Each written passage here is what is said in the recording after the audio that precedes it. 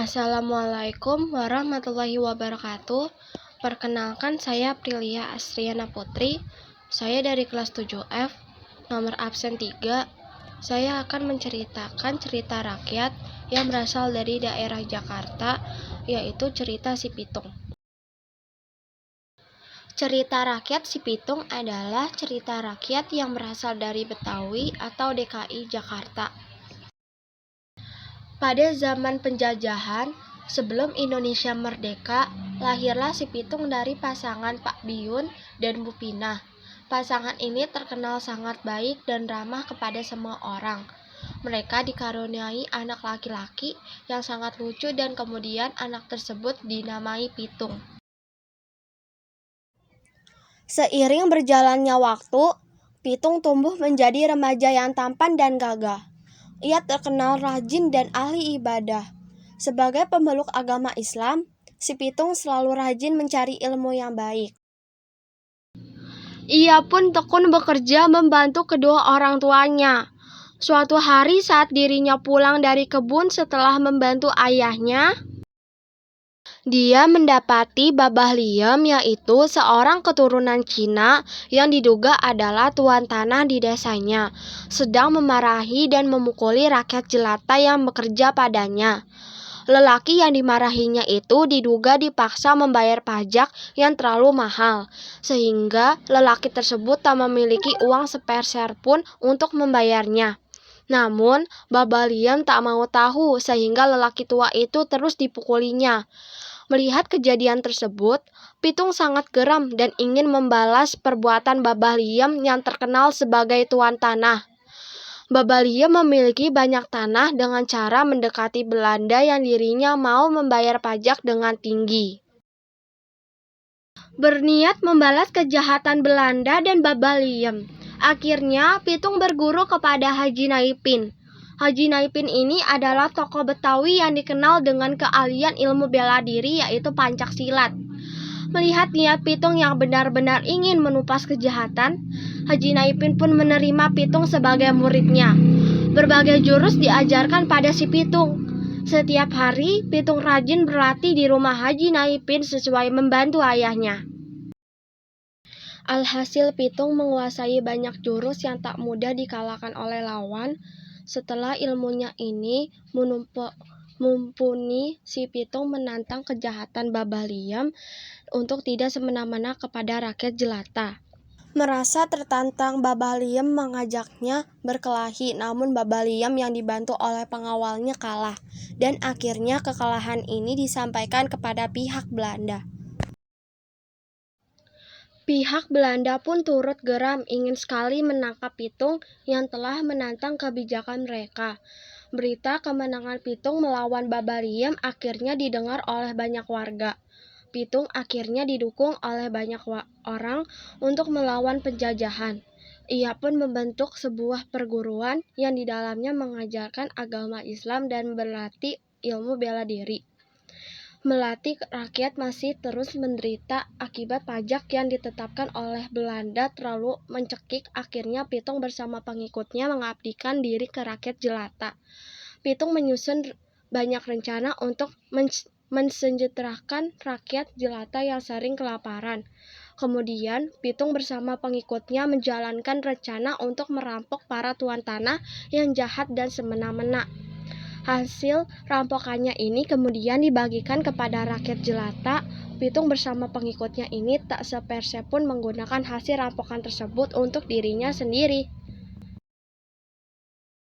Anto, Sebeni, dan yang lain, mulai hari ini kita akan rampok rumah para tuan tanah yang rakus dan tamak, kata Pitung kepada para pengikutnya. Serempet pengikutnya menyakupi perintah Pitung.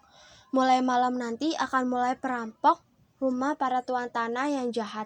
"Hai, siapa itu?" teriak Babeh Regit yang mengetahui ada sekawan kelompok menyantroni rumahnya. Namun kawanan Si Pitung berhasil lolos dengan membawa perhiasan dari rumah tersebut. Beberapa rumah tuan tanah berhasil disantroni dan mengumpulkan banyak hasil untuk dibagikan kepada rakyat jelata. Namun, pada kesempatan lain Pitung tertangkap basah oleh pemilik rumah yang ia santroni. Akhirnya, pemilik rumah mengabarkan pelaku perampokan ini kepada pejabat Belanda. Pejabat Belanda Scott Heyne kemudian sangat marah mendengar pelaku perampokan yang selama ini meresahkan keluarga penjajah adalah si Pitung. Tanpa pikir panjang, Scott Heyne memerintahkan prajuritnya untuk menangkap si Pitung. Namun berkat kesaktian Pitung, mereka tak dapat menangkapnya.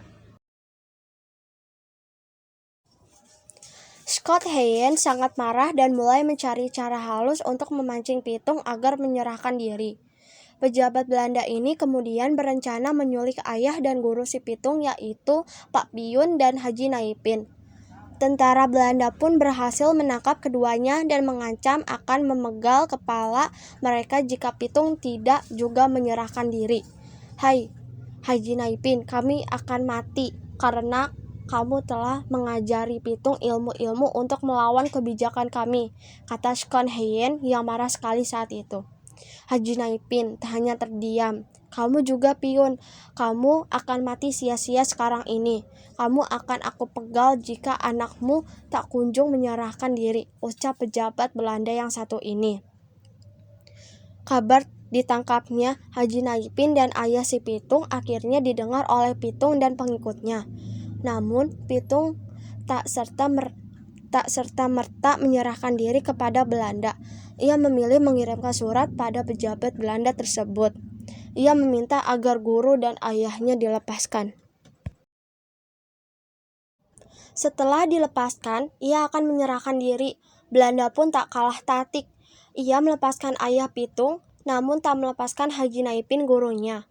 Belanda baru akan melepaskan Haji Naipin setelah Pitung menyerahkan diri. Akhirnya, Pitung kembali mengajukan syarat. "Aku akan menyerahkan diri, tapi tidak untuk dipegal. Aku akan menebus kesalahanku dengan mengembalikan harta-harta yang telah saya curi," kata Pitung pada surat berikutnya. Belanda pun mengiyakan syarat tersebut. Sedang beberapa hari setelah surat persetujuan dari Belanda, Pitung menyerahkan diri. Belanda justru menembakkan banyak sekali peluru ke tubuh si Pitung. Tubuh si Pitung pun bersimpah darah dan nyawanya tak terselamatkan. Pada saat itu, penjajah memang jahat, ingkar akan janjinya dan selalu bengis terhadap warga jajahnya. Akhirnya, Haji Naipin dan ayah Piyun membawa jenazah Pitung ke rumah dan menguburinya. Hingga saat ini kuburan Pitung masih terawat dengan baik. Tak hanya kuburannya dan menguburkannya. Hingga saat ini, kuburan Pitung masih terawat dengan baik. Tak hanya kuburannya, rumah Pitung dengan arsitektur adat Betawi pun masih dirawat. Sebagai untuk menghargai Pitung yang telah berusaha melawan Belanda dan berkorban demi rakyat jelata. Pesan moral dari cerita rakyat si Pitung adalah berbuat baik demi menegakkan keadilan walaupun harganya adalah kematian.